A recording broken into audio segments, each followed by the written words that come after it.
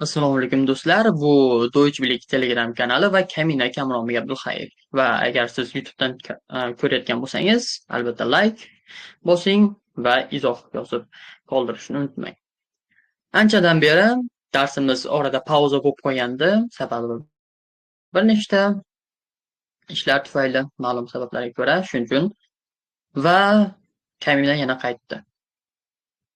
Bugun sizlar bilan 13-darsimizni o'tamiz. Bilasiz, Deutsch aber Hallo A1 kitobidan noldan boshlab bepul grammatika darslarini o'tib kelyapman. Har yakshanba kuni bundan buyog'iga o'tishga harakat qilaman va bugungi 13-darsimiz bu possessive article, ya'ni kitob yarmidan allaqachon o'tdik. Yana 10 ta dars atrofida qoldi va A1 tugaydi shu bilan. Possessive article buni juda ko'pchilik biladi. Bu egalik olmoshlari degani. O'zi egalik artikllari deyiladi. Yoki biz egalik olmoshlari deb tarjima qiladigan bo'lsak, yana ham sizga tushunarliroq bo'ladi. Xo'p, buni o'tishimizdan oldin kichik bir eslatma bo'lishi kerak. Ya'ni nemis tilida kelishishlar bor edi. Biz uchun bugun kerak bo'lgani ikki dona nominativ va akkuzativ. Eslab olamiz takrorlash sifatida. Demak, nominativ bu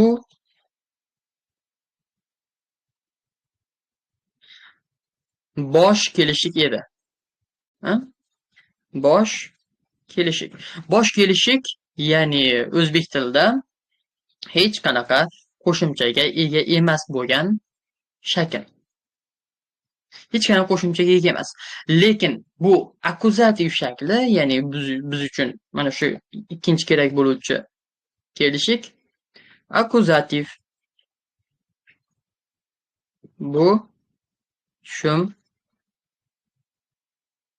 kelishigi. Shum kelishigi bu ni qo'shimchasini o'zi bilan birgalikda olib keladi. Ya'ni ni qo'shimchasi. Mana ko'rib turganingizdek, bosh kelishik hech qanaqa qo'shimcha olmasa, misol uchun der Apfel bunga misol bo'la oladi. Mana der Apfel misol tariqasida. Bu nominativda bo'lsa, nominativ belgisini olib qo'yaman. Keyingisi esa bu akkuzativ. Akkuzativ esa bu den Apfel bo'lar edi. Rodiga qarab o'zgaradi. Di tashi bo'lsa akkuzativda di tashi. Das Buch bo'lsa akkuzativda das Buch bo'lib o'zgarmaydi, lekin aynan der Apfel, der artikelda akkuzativda den bo'lar edi. Ya'ni olma, olmani. Nima uchun buni aytyapman? Sababi hozir tushuntiradigan mavzuyim bu bilan juda ham bog'liq. Tarjimasini ham yozib qo'yaman. Ya'ni bu olma degani birinchi so'z den Apfel bo'lsa olmani. Endi mana shu yerda biz bugun o'tadigan mavzuyimiz mening olmam, mening olmamni degan shakllarni ko'rib chiqamiz. Bu yerda faqat olma va olmani degan so'zlar bor. Xo'p, endi egalik olmoshlari biror nimaga siz ega ekanligingizni bildiradi. Xo'p, endi misol uchun bu yerda mein shakli bor. Pastda ko'rib turibsiz, ya'ni mana bu ramkada. Nominativda mein bo'lgan, femininda meine, neytralda mein, pluralda meine bo'lib kelyapti. Ko'rib turganingizdek, akkuzativda meinen, femininda, ya'ni bu ya'ni maskulinda meinen bo'lsa, femininda meine. Neytralda mein va pluralda meine shakllari kelyapti. Xo'p, yoki o'zini bergan misoliga qaraydi. Ist das deine Kamera? Bu sening kamerangmi deyapti. Deine degani sening degan ma'noda. Ist das deine Kamera? Bu sening kamerangmi? Ja, das ist meine Kamera. Ha, bu mening kameram. Ya'ni bu kamera meniki degan ma'noda ishlatilyapti. Xuddi shunday hozir o'tadiganimiz ham mening, sening, uning, bizning, sizlarning yoki ularning yoki hurmat ma'nosida sizning degan shakllari, egalik olmoshlari hisoblanadi. Endi bu yerda der Apfel olma bo'lsa, mening olmam bo'lsa, biroz boshqacharoq bo'ladi. Ya'ni mein Apfel. Mein Apfel bu mening olmam degan. Mana qavs ichiga tarjimasini ham yozib qo'yaman. Mening olmam. Das ist mein Apfel. Bu mening olmam bo'ladi. Endi bu yerda mening olmamni men senga mening olmamni beraman yoki men o'zimni olmamni yeyapman bo'lganda, aynan akkuzativni qo'llashimiz kerak. Nimaga? Sababi essen fe'li o'zidan keyin aynan akkuzativni talab qilib keladi. Shuning uchun meinen Apfel. Bu mening olmamni.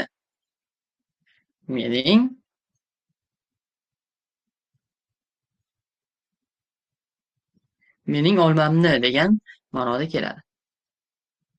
Hop.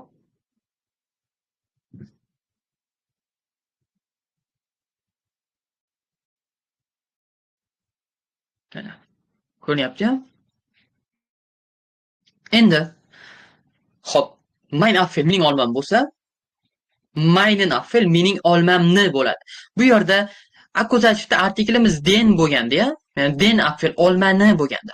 Mana shundagi en shakli, mana ko'rsataman. En shakli meinenga ham o'tadi. Ya'ni bu olmoshga ham o'tib qoladi. Ya'ni den Apfel olmani bo'lsa, meinen den shakli bu yerga en bo'lib o'tyapti artiklni qo'shimchasi sifatida meinen Apfel mening olmamni. Xo'p, misol uchun biz gap tuzadigan bo'lsak,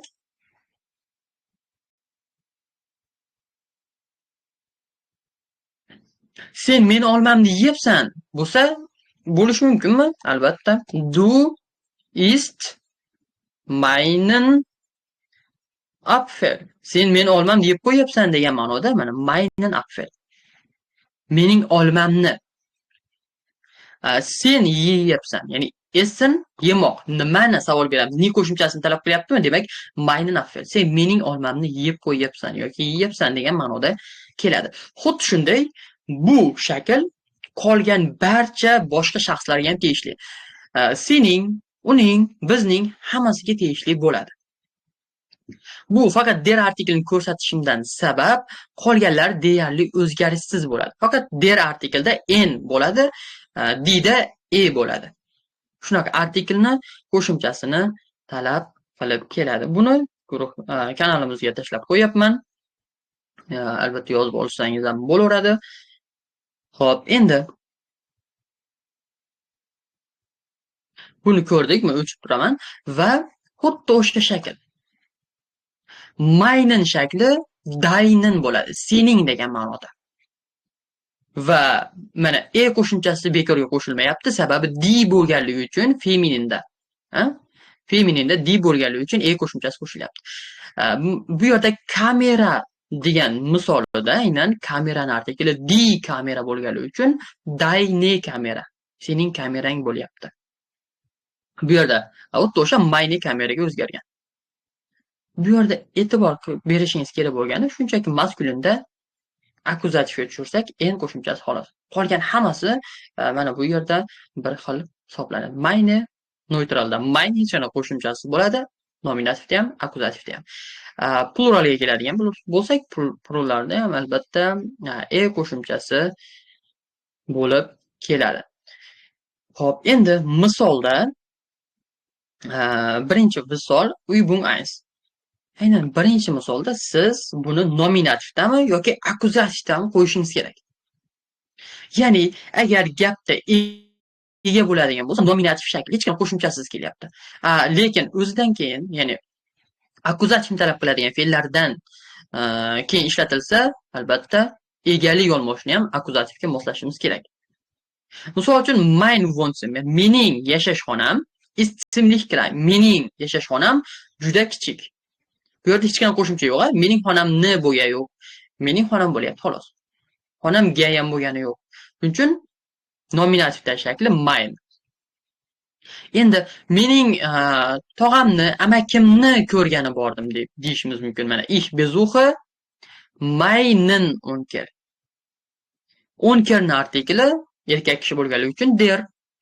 Meinen tog'amni, amakimni. Ich besuche meinen Onkel. Men amakimni, tog'amni ko'rgani bordim. Bu yerda akkuzativda ishlatilyapti. Xuddi shunday gapda hammasiga mein, dein shakllarini faqat mainni qo'ysangiz bo'laveradi bu yerda. Va albatta bu yerda akkuzativ yoki nominativ ekanligini topishingiz kerak. Misol uchun gapning ma'nosiga qaraymiz. Ich bringe Fahrrad in die garage. Men velosipedni garajga olib kelyapman. Gapni ma'nosiga qarasak, ni qo'shimchasi bor. Bring'ni o'zidan keyin akkuzativni ham talab qiladi. Demak, mening velosipedimni, men o'zimni velosipedimni garajga olib kelyapman desak, bu yerda qaysini qo'llaymiz? Ya'ni akkuzativni qo'llaymiz ekan. Yozamiz. Mana mein Fahrrad. Mein Fahrrad bo'ladi, sababi Fahrradning artikl das. Mana jadvalga qaraymiz. Das bo'lsa, mein bo'lar ekan akkuzativda ham. Agar der bo'lganda meinen bo'lardi. Shunaqa. Ich bringe mein Fahrrad in die Garage. Men o'zimning velosipedimni, mening velosipedimni garajga olib kelyapman. Keyingi gapda Onkel fährt morgen nach Köln. Ya'ni tog'a ertaga Ko'linga ketadi, boradi. Demak, bu yerda hech qanaqa qo'shimcha olmayapti. Onkel, ya'ni qalin shriftda qorada belgilangan so'zlarga nisbatan mainni ishlatamiz. Bu yerda ham albatta mein bo'ladi. Nimaga? Sabab mening tog'am bo'lganligi uchun. Mein Onkel fährt morgen nach Köln. Mening tog'am ertaga Ko'linga ketadi, boradi. Keyingisi kolleginni belgilab qo'yibdi. Buni artikli die edi. Nimaga? Sababi ayol kishi, in qo'shimchasi bor. Kollegin. Ich treffe morgen meine Kollegin. Men ertaga kollegamni uchrataman. Treffen bu yerda akkuzativni talab qiladi. Kimni? Kollegamni, ya'ni hamkasbamni degan ma'noda ishlatiladi. Shuning uchun bu yerda artikl meine di bo'lgani uchun meine bo'lib kelyapti. Jadvalga qaraymiz mana. Xo'p, endi bu yerda siz e'tibor berishingiz kerak bo'lgani albatta nominativmi yoki akkuzativmi shunga qarab bajarasiz. Ko'proq misol tuzib ko'ring. Aynan bularni bajarganingizdan keyin o'zingiz ham misollar, gaplar yozishga harakat qiling. Nominativga kelgani. Misol uchun bu mening velosipedim. Das ist mein Fahrrad. Yoki bu menda bitta kompyuter bor degan shakllarni ishlatsangiz bo'ladi. Ya'ni akkuzativni ishlatuvchi, ya'ni talab qiluvchi fe'llarni ishlatsangiz bo'ladi yoki nominativni o'zini ega sifatida qo'llab ishlatsangiz ham bo'laveradi. Va davomidan xuddi shunday ishlatib ketaverasiz. Tushunarli? Endi faqat bu mein emas, bu yerda faqat mein berilgan. Xuddi shu qoidaga, ya'ni xuddi shu jadvalga boshqa shakllarni qo'shishingiz mumkin. Aynan mana shu yerda berilgan mein shakliga. Dein bo'lishi mumkin. Mana. Birinchi mana shu tushunarli bo'lgan bo'lsa, davomidan ketdik. Xo'p, ya'ni misol uchun mein bu mening bo'lsa, dein sening degani, deinni qo'shilishi bu ur degani di ur soatga nisbatan ishlatilgan. Sein bu aynan o'g'il bolaga nisbatan sein bo'ladi. O'g'il bolaga nisbatan uning degani. Qiz bolaga esa ire shakli bo'ladi. Tushunarli-a? Ire. Sein xud bu esga nisbatan. Ya'ni er va esga nisbatan sein ishlatiladi, qiz bolaga nisbatan ir, ya'ni ziga nisbatan ir shakli ishlatiladi. Mana bu qo'shimchalar qo'shilganlari boya aytganimdek, di bo'lsa qo'shiladi, maskulinda en qo'shiladi, shu shakllari bilan bog'liq. Xuddi shu birinchi ko'rsatgan ramkamga hammasini moslab qo'yaverasiz. Va bizning demoqchi bo'lsak, das ist unsere Wohnung. Ya'ni unser shaklini ishlatamiz. Unser bizning degani. Mana bu yerda ihr habt ein Auto yoki das ist euer Auto. Bu sizning avtomobilingiz yoki mashinangiz degan ma'noda. Euer shakli ishlatiladi. Undan keyin digesta ko'plikda ir shaklini ishlatishimiz mumkin. Ya'ni ko'plikda albatta xuddi zida qanday bo'lgani kabi bunda ham zi ko'plikda ham, birlikda ham zi. Shuning uchun ikkalasiga ham irni olishimiz mumkin. Faqat e'tibor beradigan narsangiz bittasida ko'plik, bittasida aynan qiz bolaga nisbatan ishlatilayotgan bo'lishi. Xo'p, pastda ham ramka berib qo'ygan bizga. Endi Achtung, e'tibor bering, diqqat deyapti. Xuddi o'shanga tushirgan, faqat o'yir shakli biroz boshqacharoq bo'lganligi uchun buni alohida bergan. Qolgan hammasi mana shu ramkaga formulaga tushadi. Endi formula desak bo'laveradi buni. Ya'ni o'yer. Qarang, o'yer bu sizlarning degani. Qo'shimchasi qo'shilishi d artikliga nisbatan va e'tibor bersangiz, o'yerdagi bitta tushib qolib, oxiriga o'tyapti. O'yre. Neytralda ham o'yer bo'laveradi, pluralda o'yre. Bunga e'tibor berib qo'yasiz. Akkuzativda o'yirin, ya'ni sizlarning nimaningiznidir degan ma'noda. O'yirin kompyuter, sizlarning kompyuteringizni degan ma'noda. O'yre. Bu aynan femininda akkuzativ ishlatilishi. Neytralda o'yer bo'ladi va pluralda o'yre. Bir ko'rinishdan murakkabga o'xshaydi, lekin agar siz bir necha mashqni bajaradigan bo'lsangiz, bu juda ham oson. Faqat formula hammasini olasiz, joylab ketaverasiz. Endi Ubuntu va ikkinchi mashqni ko'rsatib beraman, yana ham tushunarliroq bo'lishi uchun. Misol berilgan Beispielni ko'ramiz. Beispielda Ich besuche meine Tante. Men xolamni ko'rgani boraman. Men o'zimni xolamni yoki mening xolamni ko'rgani boraman. Tahlil qilamiz. Ishga nisbatan ishlatilgan, meine ishlatilgan. Endi meine qo'shimchasi qayerdan kelyapti desangiz, aynan die shaklidan. Tantening artikli die edi. Shuning uchun meine bo'lgan. Men xolamni ko'rgani boraman. Wir besuchen, biz ko'rgani boramiz. Kimni? Ota-onamizni bo'ladi. Ya'ni wir bekorga qalin shriftda berib qo'ymagan. Sababi wirga nisbatan bizning deb ishlatamiz. Yozib beraman.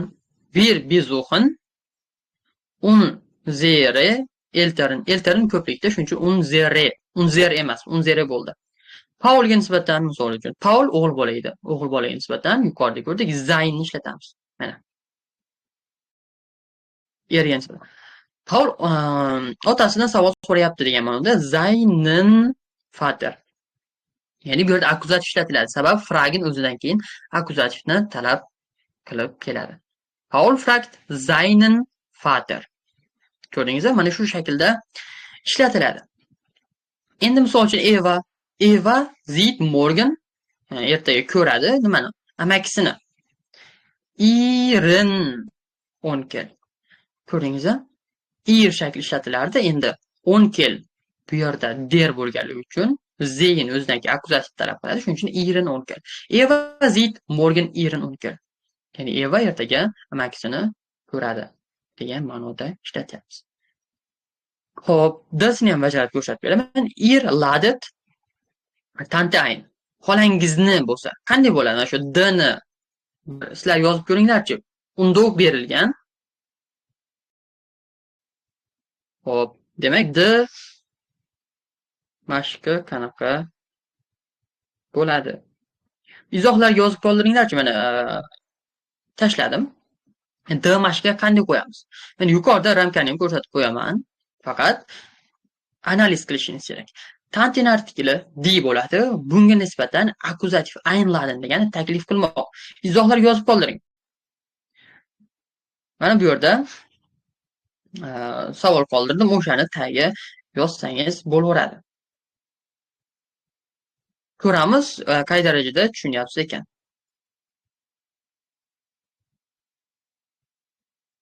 Hop, bitta. Qanaqa bo'ladi? Ya'ni sizlar xolangizni taklif qilyapsiz degan ma'noda yo'q. Irga nisbatan olasizlar. Irda sizlarning bo'ladi. Sizlarning. E'tibor berib qo'yinglar. Irga qarab olamiz. Sizlarning xolangizni taklif qilasiz degan ma'noda. Yozamiz. Bitta.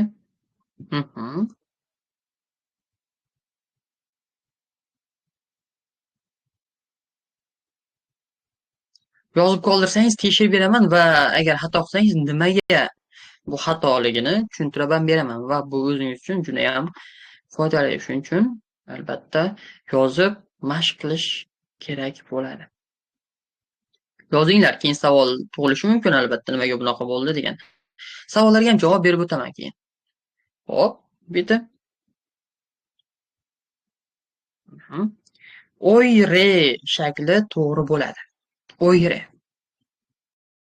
Hozir yozib, keyin tushuntirib beraman. Bu yerda to'g'ri topganlar ham bor, bir nechta o'yre shakli. Mana. Xo'p, endi tushuntiraman. Qarang. Bu yerda erga nisbatan oldik. O'yre tanti bu akkuzativda femininga nisbatan shakli ishlatilgan. Ko'rdingizmi? O'yre. Ya'ni feminin bu di artikli edi. Di artikliga nisbatan ishlatiladigan shakli o'yre ekan. Qo'shimchasi oladi. Erga nisbatan. Ya'ni sizlarning xolangizni, ya'ni sizlarning xolangizni taklif qilasiz. Ya'ni egalik olmoshi bu yerda aynan shu shaklda kelyapti. Shuning uchun ham o'yreni qo'lladik. Ladet o'yre tanti. Agar mana shu yerda 10 keladigan bo'lganda o'yirin bo'lardi. Ya'ni siz amakingizni taklif qilasiz bo'lardi. Mana buni olishimiz kerak edi. Lekin bu yerda di artikli bo'lganligi uchun femindagi shaklni oldik. Der bo'lsa o'yirin bo'ladi. Agar neytraldagi o'yir shakli bo'lib keladi. Shunaqa biroz formulaga tushirib ishlatib ketaveramiz. Xo'p, yaxshi, juda ko'pchilik yaxshi ham topdi. To'g'ri, aynan. Keyingisi qismini ham bajarib ko'ramiz. Mana mashqi du räumst Zimmer auf. Birinchi o'rinda Zimmerda artiklni topasiz. Undan keyin Zimmerga nisbatan sening xonangni yig'ishtiryapsan degan ma'noda, sen o'zingning xonangni yig'ishtiryapsan degan ma'noda ishlatishimiz kerak. Qanday bo'ladi? Izohlarga yozamiz buni ham. Bitta ko'ramiz. Ancha tushunib olasiz shunda. Yozamiz. Bitta. Zimmerni artikli kim aytadi? Nima? Yozamiz. Ya'ni bu Zimmer. Das Zimmer. Zimmer das Zimmer bo'ladi. Das bo'lsa, demak, qaysi? Das Zimmer artikli juda ham yaxshi. Bu yerga o'yir qo'yilmaydi. Duga nisbatan ishlatyapmiz. Duda qaysi? Dain. Juda ham to'g'ri. Mana to'g'ri javob keldi, ya'ni dain bo'ladi. Du räumst dein Zimmer auf. Sen o'zingni xonangni yig'ishtiryapsan shakli. Hozir yozib ko'rsatib beraman. Uyda mashq qilishingiz kerak. Buni hozir darsimiz tugagandan keyin ham albatta, chunki bu muhim. Dain bo'ladi. Dain bo'ladi. Qo'shimchasi qo'shilmaydi aynan bu yerda. Du räumst dein Zimmer auf. Sen xonangni yig'ishtiryapsan. Ko'rdik-a?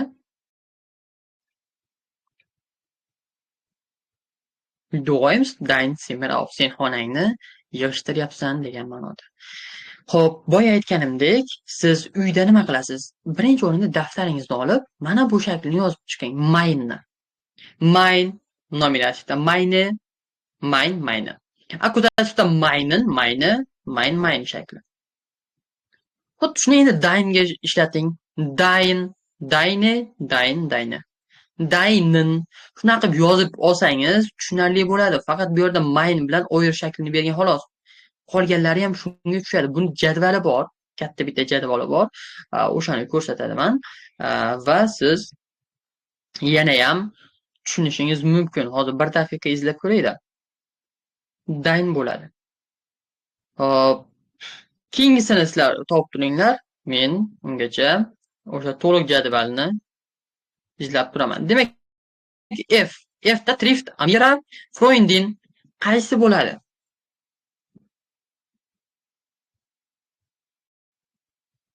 Yozamiz. Men ungacha topib kanalga tashlayman aynan to'liq jadvalini. F shakli. Kim birinchi topa olar ekan aynan to'g'ri variantini. Yuqorida Dain edi. Duga nisbatan, Peterga nisbatan Zayn, Anna qiz bola bo'lsa, iri yoki ir shakli bo'lishi mumkin ekan. Buni ko'rib oldik. Va shunga qarab qolganlarini yozib chiqishingiz kerak. Bitta. Hop,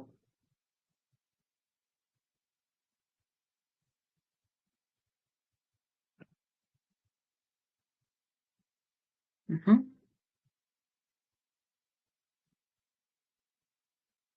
Kimda to'g'ri javob bor ekan ko'ramiz. Yo'q, dayn bo'lmaydi. Amiraga nisbatan, ya'ni qiz bolaga nisbatan uni deb aytamiz. Trift Amira uni do'stini, ya'ni u uni o'zini do'stini degan ma'noda-da, dugonasini, ya'ni ire judayam to'g'ri, ire bo'ladi. Yaxshi. Menimcha endi tushunyapsiz. Hop. Ire. Ha? Nimaga ire bo'ldi? Sababi Amiraga nisbatan ir shakli ishlatiladi, uning degan ma'noda. Freundin bo'lganligi uchun artikli die Freundin. Qo'shimchasi oldi. Trifft Amira ihre Freundin, ya'ni Amira o'zini do'st dugonasini uchratadimi, ko'rishadimi o'shan bilan degan ma'noda kelyapti. Va endi bitta shakl tashladim, ya'ni rasm tashladim, o'shani ko'ring va u yerda to'liqligicha berilgan. Bizga kerak shakl faqat nominativ va akkuzativ. Va hozir o'shani ekranga ulashib, sizlarga aynan ko'rsataman.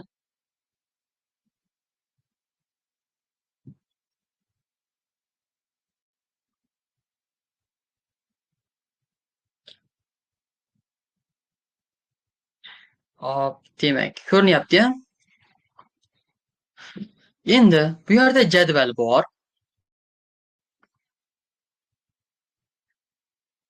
Jadvalga qaraydigan bo'lsangiz, tushuntirib qo'yaman. Biz hozir nominativ va akkuzativni ko'ryapmiz. Nominativ va akkuzativni. Demak, nominativ hech qanday qo'shimcha qo'shilmagan shakli akkuzativda qo'shiladi. Yuqorida ich, du, sie, es, wir, ir, sie. Bularni juda ham yaxshi bilasizlar. Va aynan buni endi ramkasini tushuntiraman. Nominativda ikkita xatar bor, ya'ni m va n harflari yozilgan. Bu maskulin va neutral degani. Ya'ni der artikli va das artikldagi so'zlar uchun ich bo'lsa mein ishlatiladi nominativda degani. Ko'rdingizmi? Agar die bo'lsa ko'plik bo'ladimi, birlik bo'ladimi, meine ishlatiladi degani. Bu faqat nominativda. Xuddi shunday, mana duga nisbatan dein ishlatiladi agar artikli das yoki der bo'lsa.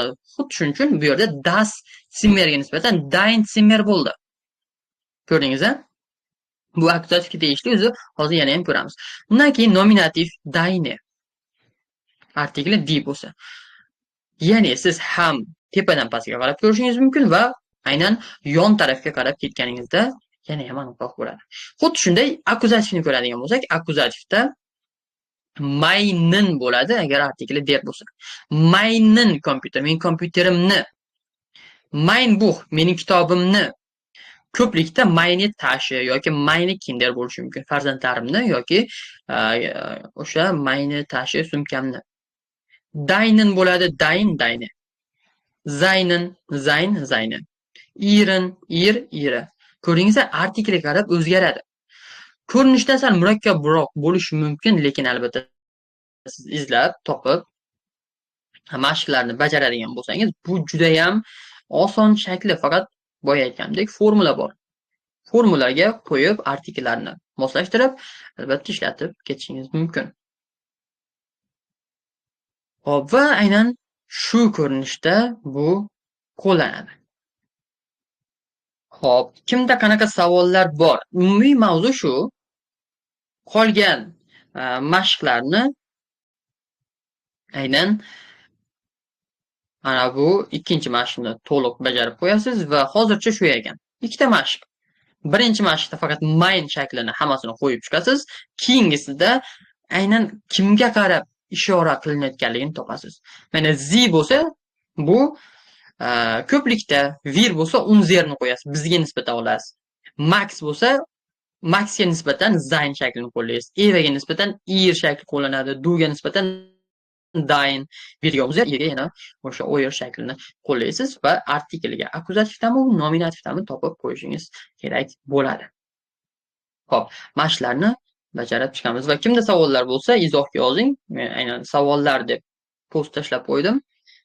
yozsangiz bo'laveradi yoki kimdadir agar mikrofonni yoqish kerak bo'lsa, aynan mana shu mavzu yuzasidan savol bo'lsa, javob berib o'taman.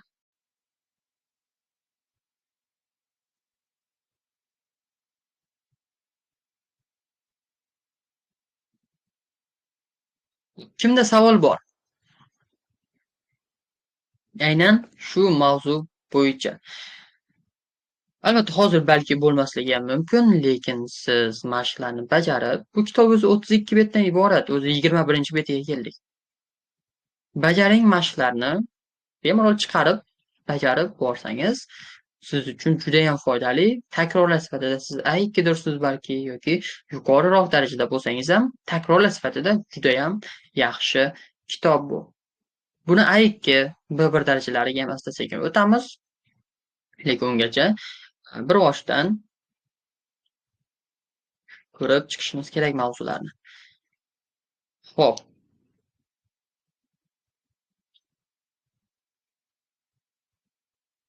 Artikellarda qiynalyapman. Osonroq yo'llari bormi? Xo'p, artikellar mavzusini menimcha ko'rdik. 11 va 12 mavzularni ko'rib chiqing. Asosan 11 mavzuda bo'lishi kerak, sababi bu yerda artikellarni akkuzativda kelishini ko'rganmiz. Keyingi mavzularimizda dativda kelishini ko'rib chiqamiz. Shunaqa. Du sen birlikda er tarjimasi qanday bo'ladi? Anaqa. Qarang. Yana ham to'liqroq tushuntiraman. Du degani, misol uchun sizda bitta do'stingiz bor. U do'stingizga nisbatan du deb aytasiz. Yoningizda do'stingiz turibdi, sen deb aytish uchun du deysiz. Yoningizda ikkita do'stingiz tursa, unga nisbatan er shakli ishlatasiz, ya'ni sizlar deb. Tushundingiz-a? Bitta do'stimizga nisbatan aynan du shaklini ishlatamiz. Ikkita do'stimiz bo'lsa, ularga endi bitta du deb ayta olmaymiz-da. Ularga er shaklini ishlatamiz. Ya'ni ko'plik, sizlar degan ma'noda keladi u. Yo'q, artikellar ishlatmaydi. Ya'ni bularni o'zi artikel o'rniga keta oladi. Ya'ni egalik olmoshlari bu artikel o'rnida yuradi. Ulardan oldin ham, bulardan keyin ham artikel qo'yish kerak emas. Artikellarni o'zini o'rnini bosadi. Yuqorida mavzuni ko'rgan bo'lsangiz, possessive artikel, ya'ni egalik artikellari deb berilgan. Aynan egalik olmoshlari deb berilmagan. Ya'ni artikellar o'rnini bosa oladigan faqat bu egalik olmoshlari. Hop. Albatta, kelishlarni talab qiladigan fe'llarni tashlab beraman. Oldin ham menimcha bir yuborgandim. Akkuzativni, dativni talab qiladigan fe'llarni tashlab qo'yaman va ko'rib, o'rganib borsangiz bo'laveradi. Xo'p, menda shu artikellar temasida juda qiynalyapman. Keyinroq tushuntiring. Xo'p. Boya aytganimdek, artikellarni akkuzativda kelishini tushuntirganman. Bir 11-darsni ko'rib chiqing. Qadalgan xabarda bor 11-darsni ko'rib chiqing. Akkuzativni o'zini tushuntirganman. Tez orada, ya'ni ikkita darsdan keyin menimcha dativni ham tushuntiraman. Aynan artikellarni dativda kelishini ham. Shuning uchun kuzatib boringlar. Xo'p.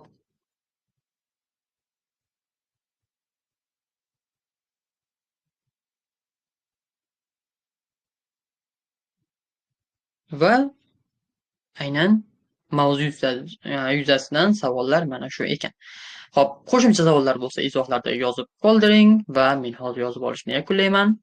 Agar siz YouTube'da ko'rayotgan bo'lsangiz, albatta like bosib qo'yishni unutmang. Demak, keyingi darsimiz sizlar bilan yakshanba kuni bo'lib o'tadi. Deutsch Bilik Telegram kanalida ko'rishguncha.